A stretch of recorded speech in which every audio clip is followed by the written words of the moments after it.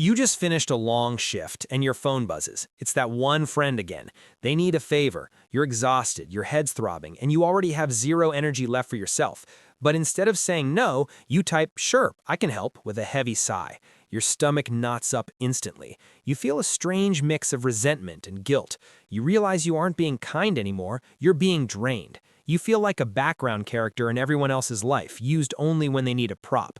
If that heavy knot in your stomach feels familiar, you aren't alone. You aren't just a nice person, you might be caught in a psychological trap called the giver's paradox. It's a cycle where the more you give, the less you are valued. Today, we are going to break that cycle. We'll explore why people treat you like an option and how to reclaim your power without becoming a bad person. If you're tired of being everyone's safety net while you fall through the cracks, keep watching. This is for you. Have you ever noticed that the person who always says yes is the one people forget to thank? It sounds backwards, doesn't it? In psychology, there's a concept called habituation. This is when people stop noticing a stimulus because it's always there. Think of a humming refrigerator. You only notice it when it stops working. When you are always available, your kindness becomes the background noise of their lives. You aren't a human with needs anymore. You're a utility, a service like electricity or Wi-Fi. People don't appreciate the Wi-Fi until the signal drops. By being too reliable, you've accidentally taught people that your time has zero cost.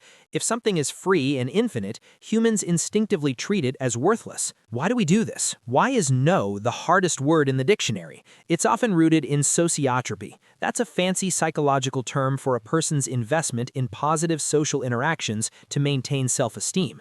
Simply put, you feel you only have value if you are useful. Think back to your childhood. Were you praised only when you were helpful or quiet? You might have learned that love is a transaction. You give a favor, you get a thank you, and for 5 minutes, you feel safe. But that safety is an illusion. You're chasing a high that depends on other people's whims. But here's where it gets really interesting. The very people you are trying to please often end up respecting you less. Research shows that we value things we have to work for. When you give your approval away for free, it loses its market value. You think you're building a bridge, but you're actually building a doormat. Now, let's talk about the B word, boundaries. Most people think boundaries are walls to keep people out. That's wrong. Boundaries are the gates that let the right people in. Imagine your life is a house. If you have no doors, anyone can walk in, muddy the carpet, and eat your food. You aren't being kind by having no doors. You're being irresponsible with your own space. Setting a boundary sounds like this. I'd love to help, but I don't have the capacity today.